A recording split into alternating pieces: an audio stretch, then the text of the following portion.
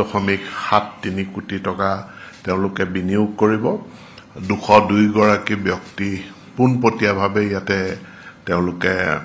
Employment লাভ কৰিব এই দুইটা প্ৰজেক্টত আজি কেবিনেটে ক্লিয়াৰেন্স দিয়ে আন এটা লিগেসি ইস্যুজ আমাৰ মাধ্যমিক বিদ্যালয়সমূহত part time ICT instructor computer instructor যেটো আমাৰ বাণীকান্ত কাকতি কম্পিউটাৰ লিটাৰেসি প্ৰগ্ৰামৰ অধীনত 1313 গৰাকী ইনষ্ট্ৰাক্টৰ প্ৰশিক্ষক তেওঁলোক নিয়োজিত হৈ আছিল ফিক্স পেড 14000 টকাকে তেওঁলোকে ফিক্স পেতেই থাকিব কিন্তু তেওঁলোকৰ যেটো ৰেমুনাৰেশন হেতু 14000 টকাৰ পৰা 20000 টকালৈকে বৃদ্ধি কৰাৰ বাবে কেবিনেটে অনুমোদন জনাইছে তাৰোপৰি 60 বছৰ বয়সলৈকে তেওঁলোকৰ নিযুক্তিৰ থাকিব হে গ্যাৰান্টিও আজিৰ কেবিনেটে অনুমোদন জনাইছে উপৰঞ্চি ভাবে তেওঁলোকে অসম চৰকাৰৰ যি আপোন ঘৰ আৰু আপোন বাহন আঁচনি আছে সেই আপোন বাহন ঘৰ আঁচনিৰ সুবিধাখিনি তেওঁলোকে লাভ কৰিব মুখ্যমন্ত্ৰীৰ যি লোকসেৱা আৰোগ্য আঁচনি আছে সেই আঁচনিৰ সুবিধাখিনিও তেওঁলোকে লাভ কৰিব অসম চৰকাৰে অসমত দুগ্ধ উৎপাদন বৃদ্ধি কৰা আৰু দুগ্ধৰ ইণ্ডাষ্ট্ৰি ইয়াক বিকশিত কৰাৰ কাৰণে এটা মিছন মোডত কাম কৰিছে আৰু আজি পুনৰ আমি আমুল যি গোটেই বিশ্বত জনাজাত আমুল কোম্পানীয়ে এটা প্ৰকল্প গুৱাহাটীৰ ৰাণীত স্থাপন কৰাৰ কাৰণে 20 বিঘা মাটি তেওঁলোকক লিজত দিয়াৰ সিদ্ধান্তত অসম কেবিনেটে অনুমোদন জনায় আৰু ৰাণীত যেটো institute of farm management campus আছে পলাশবাৰী ৰেভিনিউ সাৰ্কুলৰ অধীনত ইয়াতে 20 বিঘা মাটি আমুলক লিজত দিয়া হ'ব এই মাটিখিনি এনিমেল হাজবেণ্ডাৰী এণ্ড ভেটেৰিনেৰী ডিপাৰ্টমেণ্টৰ অধীনতেই থাকিব তেওঁলোকক 30 বছৰৰ কাৰণে লিজ দিয়া হৈছে 75 কোটি টকা তেওঁলোকে বিনিয়োগ কৰি ইয়াতে এটা দুগ্ধ ইণ্ডাষ্ট্ৰি তেওঁলোকে প্ৰতিষ্ঠা কৰিব আৰু যিখিনি স্থানীয় গোপালক আছে বা আমাৰ অন্য উদ্যমী ব্যক্তি আছে যিসকলে গো পালনৰ এটা উদ্যমিতা গ্ৰহণ কৰিব তেওঁলোকৰ ইয়াৰ দ্বাৰা উপকৃত হ'ব তেওঁলোক ইয়াৰ পৰা লাভ লব পাৰিব আৰু মানে দুগ্ধ উৎপাদনক এটা ব্যৱসায় হিচাপে তেওঁলোকো গঢ়ি তুলিব পাৰিব সাধাৰণ খেতিয়কসকল উপকৃত হ'ব আৰু আমুলৰ এটা প্ৰজেক্ট অসমত 75 কোটি টকা ব্যয় সাপেক্ষে প্ৰতিষ্ঠা কৰাৰ কাৰণে আজিৰ কেবিনেটে অনুমোদন জনায় ইয়াৰ পাছত পঞ্চায়ত নিৰ্বাচন অনুষ্ঠিত হৈ গৈছে ইয়াত হৈ যোৱাৰ পাছত এতিয়া ইয়াৰ যি 3 তৰপীয়া পঞ্চায়ত গাঁও পঞ্চায়ত আঞ্চলিক পঞ্চায়ত জিলা পৰিষদ এটো গঠন সম্পৰ্কে বিশেষ পিএনআৰডি মিনিষ্টাৰ তেখেতে আপোনালোকক অৱগত কৰিব ধন্যবাদ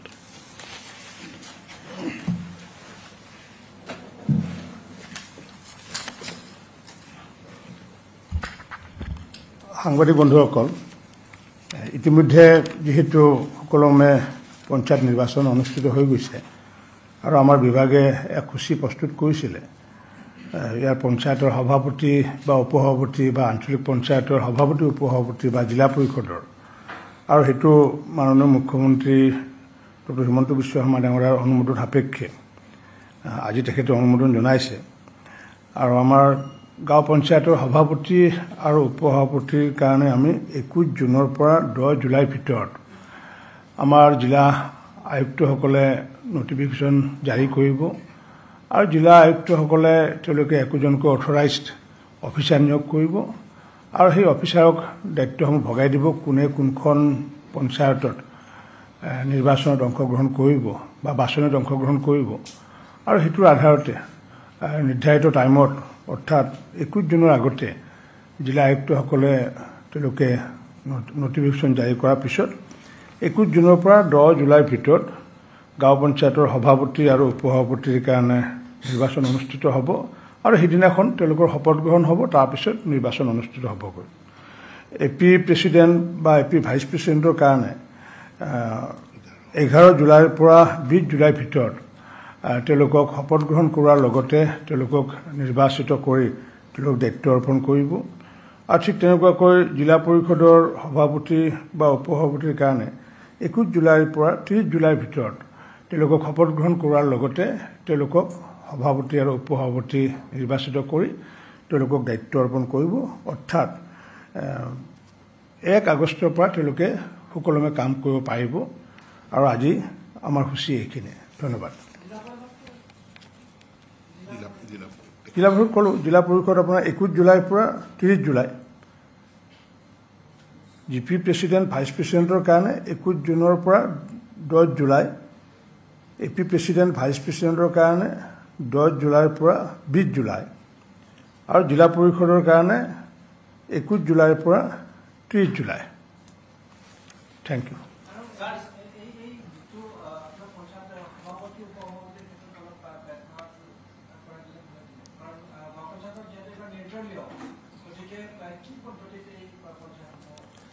মই ইতিমধ্যে ক'লোৱে যে যিসকল নিৰ্বাচিত প্ৰতিনিধি সেইসকলক মানে তেওঁলোকে প্ৰথমতে আয়ুক্তসকলে ডেট ঠিক কৰিব, আৰু ডেট ঠিক কৰাৰ পিছত নিৰ্ধাৰিত ডেটত অৰ্থাৎ 21 জুনৰ পৰা 10 জুলাইৰ ভিতৰত তেওঁলোকক আমন্ত্ৰণ জনাব। হয়তো জিলা আয়ুক্তৰ কাৰ্যালয়তে হওক বা উন্নয়ন খণ্ডৰ কাৰ্যালয়তে হওক, আৰু একোজনকৈ, কাৰণ যিহেতু ইমান অকল আয়ুক্ত চাব নোৱাৰিব, তেওঁ নিশ্চিত ওপৰত কোনোবা বিষয়া নিয়োগ কৰিব বা অথৰাইজ কৰিব, আৰু সেইটো আধাৰত তেওঁলোকক যিদিনাখন নিমন্ত্ৰণ দিয়া হয় সেইদিনাখন প্ৰথমতে শপত গ্ৰহণ কৰিব। শপত গ্ৰহণ কৰাৰ পিছত মেজৰিটি আধাৰত, যিহেতু 10 গৰাকীকৈ একোখন পঞ্চায়তৰ সদস্য আছে, গতিকে সেইটো আধাৰত 6 গৰাকী যিয়ে মানে থাকিব, যাৰ সমৰ্থনত থাকিব, তেখেতে সভাপতি হ'ব বা উপসভাপতি হ'ব। আৰু এইবাৰ বিশেষকৈ যিহেতু পূৰ্বতে এটা নিয়ম আছিলে যে পঞ্চায়তৰ সভাপতিগৰাকীক পোনপটীয়াকৈ নিৰ্বাচিত কৰিছিলে, ৰাইজে কৰিছিলে, আৰু ভাইচ প্ৰেচিডেণ্টজন নিৰ্বাচিত কৰিছিলে ৱাৰ্ডৰ সদস্যসকলে। এইবাৰ যিহেতু ৰাইজে নিৰ্বাচন কৰা ছিষ্টেমটো নাছিলে, এইবাৰ যিটো আমি সংশোধন আনিছিলোঁ, গতিকে এইবাৰ সদস্যসকলে যিহেতু কৰিব, পূৰ্বতে আমি দেখিছিলোঁ যে পঞ্চায়তৰ সভাপতি নিৰ্বাচিত কৰাৰ পিছত যে এই সদস্যসকলে, অথচ ৰাইজে নিৰ্বাচিত কৰে কিন্তু ভাঙা পাতা কৰে সদস্যসকলে বিভিন্ন কাৰণত অনাস্থা প্ৰস্তাৱ আনে, আৰু যাৰ কাৰণে এইবাৰ আমি অনাস্থা প্ৰস্তাৱ অনা ব্যৱস্থাটো 2.5 বছৰত তেওঁলোকে অনাস্থা প্ৰস্তাৱ আনিব নোৱাৰিব। 2.5 বছৰৰ পিছত অকল এবাৰহে অনাস্থা প্ৰস্তাৱ আনিব পাৰিব। যদি ক্ৰিমিনেল কেছ থাকে সেইটো কেছটো সুকীয়া, সেইটোতো অনাস্থা প্ৰস্তাৱৰ কথা নাই। গতিকে যাতে সুস্থিৰ ৰূপত যাতে পঞ্চায়ত যাতে চলাব পাৰে তাৰ কাৰণে এই ব্যৱস্থা কৰা হৈছে। ধন্যবাদ।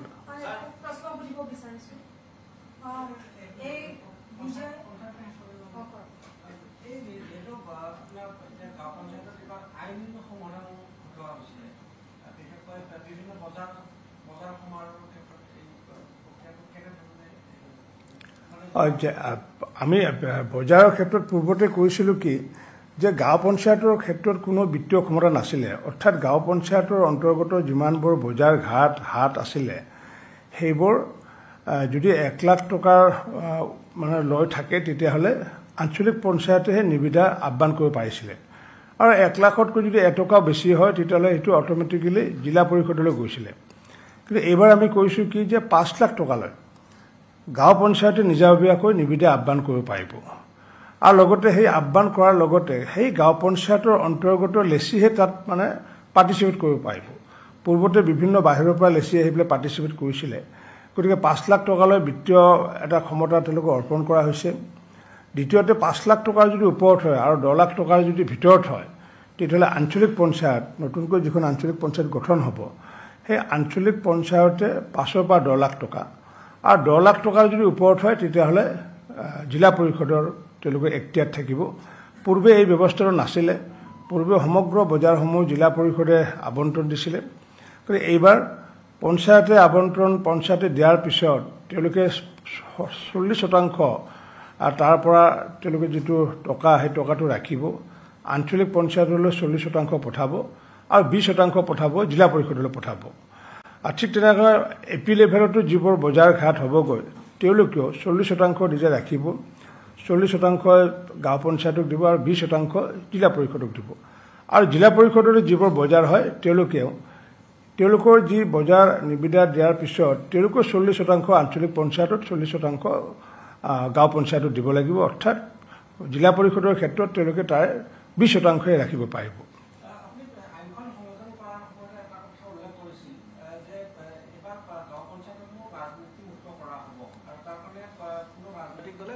ৰাজনৈতিক ব্যৱহাৰ কৰিবলৈ হ'ব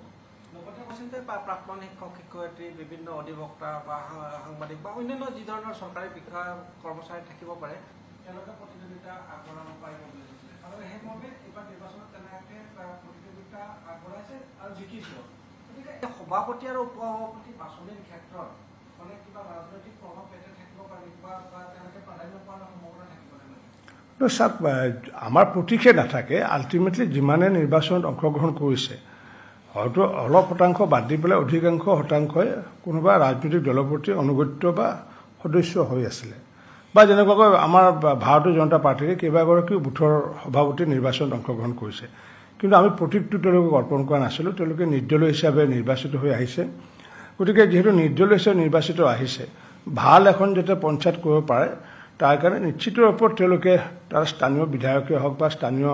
যিসকল অপিনিয়ন লিডাৰ তেওঁলোকৰ লগত আলোচনা বিলোচনা কৰি সুস্থ সবল যাতে পঞ্চায়ত গঠন কৰে তাৰ কাৰণে নিশ্চিত ৰূপত নিজৰ নিজৰ খণ্ডৰ যিসমূহ সদস্য সেই সদস্যসকলকো গাঁওবাসী ৰাইজে নিশ্চিত ৰূপত তেওঁলোকে মতামত আগবঢ়াব পাৰিব যে কোনগৰাকী ব্যক্তিয়ে সভাপতি হ'লে ভাল হয় যিহেতু গণতন্ত্ৰত যিহেতু সংখ্যাৰ খেলে হৈছে সৰ্বস্ব গতিকে আল্টিমেটলি 6 গৰাকী সমৰ্থন যাৰ লগত থাকে তেখেতে সভাপতি নিৰ্বাচিত হ'ব বা উপসভাপতি নিৰ্বাচিত হ'ব মন্ত্ৰী মহোদয় আমি এটা কোৱেশ্যন সুধিব বিচাৰিছোঁ যিগৰাকী বিজয় চাহ তেওঁ খুব বৰ বিজয় মন্তব্য কৰিলে কৰ্ণেল কুৰেশ্বি সন্দৰ্ভত এই বিষয়টোৰ সন্দৰ্ভত কি ক'ব তেওঁ দেশত দুৰ্নীতিৰ ওচৰত তেওঁ আঘাত কৰিব নেকি কোনটো বিষয় আজি সেইটো বিষয় নকওঁ আজি সেই বিষয়টো কাৰণ মই পাৰ্টিকুলাৰলি পঞ্চায়ত বিষয়টো পেলাইহে মুখ্যমন্ত্ৰী ডাঙৰীয়াই মোক বক্তব্য ৰাখিব দিছে আৰু এটা বিষয় আছে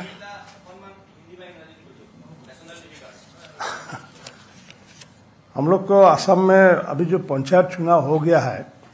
और वो अच्छा मात्रा से पंचायत चुनाव हो गया है इस बार नया सिस्टम से पंचायत चुनाव हो गया है क्योंकि इस बार नॉन पॉलिटिकल पंचायत इलेक्शन हो गया है कोई पार्टी का एम्बलम नहीं था इस बार इलेक्शन में इसलिए ऑल जितना गांव पंचायत में जितना इलेक्टेड मेंबर है उन लोग का नॉन पॉलिटिकल एफिलिएशन है और नॉन पॉलिटिकली उन लोग चुन के आने का बाद अभी उन लोग के जो ग्राम पंचायत के लिए जो अध्यक्ष बनेगा उपाध्यक्ष बनेगा इसके लिए उन लोग का तिथि निर्णय किया है 21 जून से 10 जुलाई तक गांव पंचायत का फॉर्मेशन होगा और 11 जुलाई से 20 जुलाई तक आंचलिक पंचायत एपी लेवल में उन लोग का सिलेक्शन होगा इलेक्शन होगा और जो जिला परिषद में 21 जुलाई से 30 जुलाई तक उन लोग का प्रेसिडेंट और वाइस प्रेसिडेंट का उन लोग का इलेक्शन होगा और निश्चित रूप से जो जिला का आयुक्त है कमिश्नर है वो कुछ लोगों को कुछ ऑफिसरों को अधिकारी को वो नियुक्त करेगा और वो जो ऑथराइज ऑफिसर होगा उनका न्योता का आधार पर उन लोग अपने अपने जगह पर आने के बाद पहले उन लोग का वोट टेकिंग होगा वोट टेकिंग होने के बाद उन लोग का जो एज पर कॉन्स्टिट्यूशन जो है जो मेजोरिटी जिसका होगा आउट ऑफ 10 6 मेंबर जिसको पास रहेगा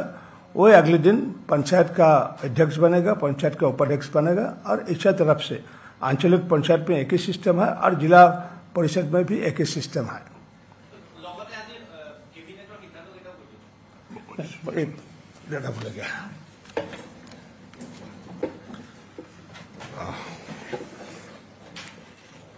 আৰু এটা কথা মই আপোনালোকক জনাব বিচাৰিম যে ইতিমধ্যে আমি সিদ্ধান্ত লৈছো 8 সেপ্টেম্বৰ ডক্টৰ ভূপেন হাজৰিকাৰ জন্মদিন আমি এবাৰ জন্ম শতবাৰ্ষিকী 8 সেপ্টেম্বৰৰ পৰা পালন কৰিম 8 সেপ্টেম্বৰৰ দিনা প্ৰধানমন্ত্ৰী অসমলৈ আহিব 9 সেপ্টেম্বৰৰ দিনা এখন অসম বিধানসভাৰ বিশেষ অধিৱেশন অনুষ্ঠিত হ'ব ডক্টৰ ভূপেন হাজৰিকাৰ ওপৰত তেখেতৰ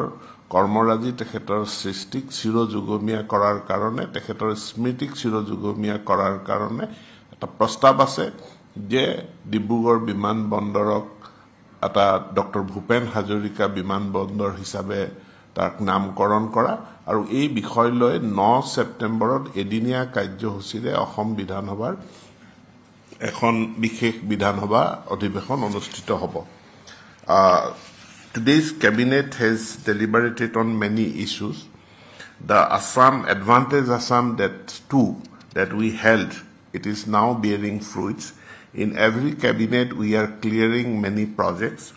In today's cabinet, the cabinet has cleared 2 more hotel projects in Assam. One is Hotel and Hospitality project by Jonali Construction Private Limited, who will invest rupees 335.25 crores, and it will give direct employment to 400 persons and indirect employment to another 400 persons. Another hotel project to be set up with an investment of rupees 122.73 crore by Downtown Hospital Limited has also been cleared. The name of the hotel is courtyard by Marriott. This will give employment to around 200 persons. Then in our secondary education system, there are 1,313 part-time computer instructor under Banikanto Kakoti Computer Literacy Program. The cabinet has decided to enhance their fixed pay from rupees 14,000 to 20,000, along with guarantee of their service up to 60 years of their age. Additionally, these part-time computer instructors will also get the benefit of Assam government's Apun Bahan and Apun Ghar, that is loan for vehicle and loan for the housing loan. Besides, they will also get the benefit of Chief Minister's Lokaseva Arogya Yojana, subject to their contribution to the program. Then in milk production, the state government is working in a mission mode, and today the cabinet has cleared a project, milk collection and processing project to be set up by Amul. We all know about Amul at Rani, Guwahati. 20 bighas of land belonging to Institute of Farm Management